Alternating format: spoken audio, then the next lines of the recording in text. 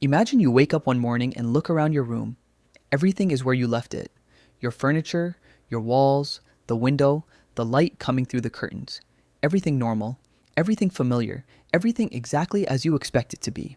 And then someone tells you that most of your room is not there, not missing, not gone, just not there in any way you can detect, not visible, not touchable, not measurable by any instrument you own, but present. Absolutely, undeniably, mathematically present, taking up space, exerting force, shaping everything around it. The room you think you live in is a small fraction of the room that actually exists. This is not a thought experiment. This is the actual condition of the universe. Most of the universe is missing. In the 1930s, an astronomer was studying the Coma galaxy cluster, a vast collection of thousands of galaxies bound together by gravity. He measured the speeds at which the galaxies were moving within the cluster. And when he compared those speeds to the amount of visible matter in the cluster, the stars, the gas, the dust, everything that could be seen, he found something impossible. The galaxies were moving too fast, much too fast. If the only gravity acting on them came from the visible matter in the cluster, the galaxies should have been flying apart. The cluster should not exist. The visible matter was nowhere near enough to hold them together, but they were held together. The cluster existed. The galaxies were orbiting within it exactly as if there was far more mass present than anything visible. He called it missing mass. He published his results, and the astronomy community largely ignored him for decades because the implication was too strange. The implication was that most of the universe is made of something that cannot be seen. But here's the problem. The missing mass did not stay missing from the data. In the 1970s, an astronomer was studying the rotation of spiral galaxies like our own Milky Way. She was measuring how fast different parts of the galaxies rotated around their centers, and she found something that should have been impossible. The outer parts of the galaxies were rotating at the same speed as the inner parts. This should not happen.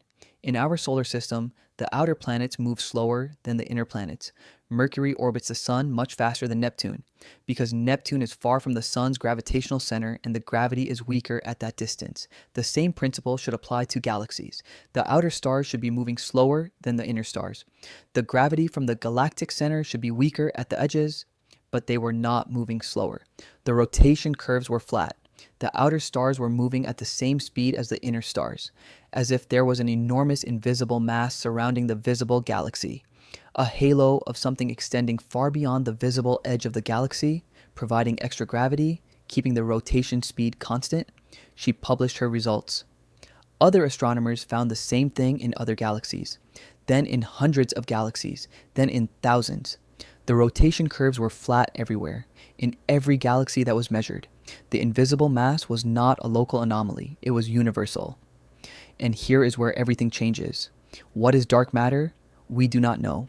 After nearly a century of the most intensive scientific investigation in history, we do not know what dark matter is made of. We have never detected a dark matter particle directly. We have never captured one.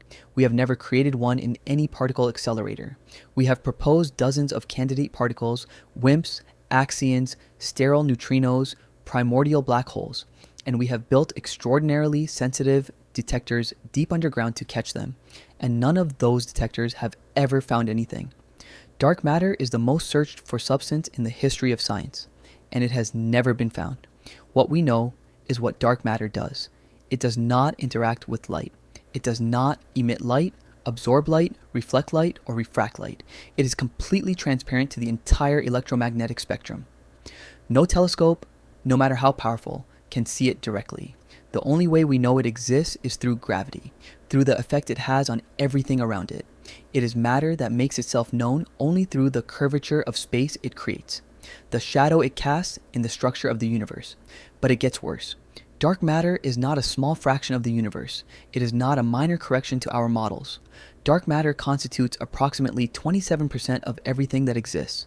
The ordinary matter, everything made of atoms, everything you have ever seen or touched or breathed or eaten, every planet, every star, every galaxy, every human being who has ever lived, constitutes approximately 5% of the universe. 5%. Everything you have ever known, everything science has ever studied, everything that has ever been observed or measured or cataloged in the entire history of human inquiry is 5% of what exists. Dark matter is 5 times more abundant than ordinary matter, and we have no idea what it is. The universe is not made of what we thought it was made of. The periodic table, the elegant catalog of elements that chemistry built over centuries, describes 5% of reality. The physics that sent spacecraft to the moon, that built particle accelerators, that predicted the existence of the Higgs boson, is a physics of 5% of the universe. We have been doing science in a room and studying only the furniture. The room itself, the walls, the floor, the ceiling, the air, is dark matter, and we cannot see it. But that's still not the worst part, because alongside dark matter, there is dark energy, and dark energy is even more mysterious than dark matter. In 1998, 2 teams of astronomers were studying distant supernovae, stellar explosions visible across billions of light years, to measure the expansion rate of the universe. They expected to find that the expansion was slowing down. Gravity should be pulling everything back together, decelerating the expansion that began with the Big Bang. Instead, they found the opposite. The expansion of the universe is accelerating. The galaxies are not just moving apart, they are moving apart faster and faster, as if something is pushing them. Some energy embedded in the fabric of space itself, driving the expansion outward with increasing force. Dark energy. We do not know what it is. We do not know where it comes from. We do not know why it has the strength it has. We know it constitutes approximately 68% of everything that exists. So the accounting of the universe looks like this. Dark energy, 68%. Dark matter, 27%. Ordinary matter, everything we have ever known, 5%. 95% of the universe is made of things we cannot see, cannot measure directly, and cannot explain. And here is where everything changes again. What does dark matter do to us? Dark matter is not just out there in distant galaxy clusters, it is here, right now, where you are sitting. Dark matter is passing through you. At this moment, hundreds of thousands of dark matter particles passing through your body every second, through your skin, through your bones, through your brain, without interacting with a single atom, without you feeling anything, without leaving any trace. You are being passed through constantly by something we cannot detect and do not understand. And not just you. The Earth is moving through a halo of dark matter as it orbits the sun. The entire solar system is embedded in a dark matter structure. The Milky Way sits within a dark matter halo that extends far beyond the visible galaxy, far beyond the furthest stars, far beyond anything we can see. The structure of our galaxy, its shape, its rotation, its ability to hold together is determined by dark matter we cannot see. If dark matter were suddenly removed from the universe, galaxies would fly apart. The large-scale structure of the universe, the web of filaments and clusters and voids that spans billions of light years, would dissolve. The universe would be unrecognizable. Nothing we see today would exist without the dark matter holding it together. Dark matter built the universe. Dark matter maintains the universe. And we do not know what it is. There is one more thing about dark matter that is almost impossible to sit with. We have been looking for dark matter particles for decades. We have built detectors in deep mines, shielded from cosmic rays, cooled to fractions of a degree above absolute zero, designed to detect the faintest possible interaction between a dark matter particle and an ordinary atom. These detectors have run for years. They have detected nothing. We have looked for dark matter with particle accelerators, smashing protons together at nearly the speed of light, searching the debris of the collisions for particles that match dark matter candidates. Nothing. We have looked for signals from dark matter annihilating places in the universe where dark matter particles might collide with each other and produce detectable radiation.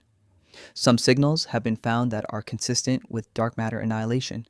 None have been confirmed.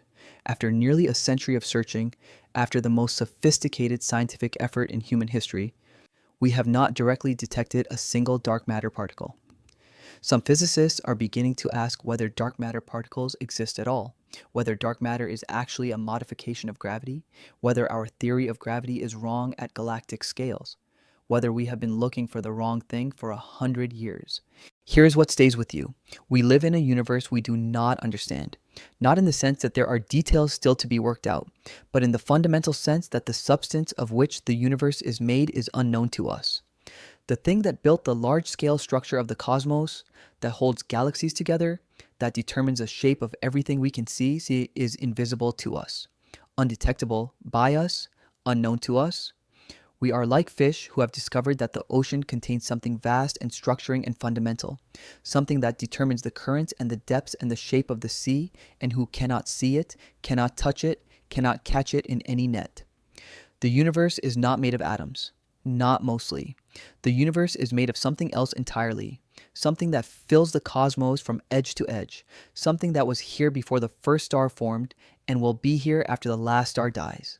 Something that shaped every galaxy, every cluster, every filament of the cosmic web. Something that is passing through you right now, and we do not know what it is. The most terrifying thing science has ever encountered is not a black hole or a supernova or the heat death of the universe. It is this, the quiet, persistent, undeniable fact that most of the universe is made of something we have never seen and may never understand. The darkness between the stars is not empty, it is full of something ancient and massive and everywhere and completely, utterly unknown. Look up at the night sky. The stars you see are the minority. The light you see is the exception. Most of what is up there, most of what is everywhere is dark, is invisible, is unknown, and it is passing through you right now.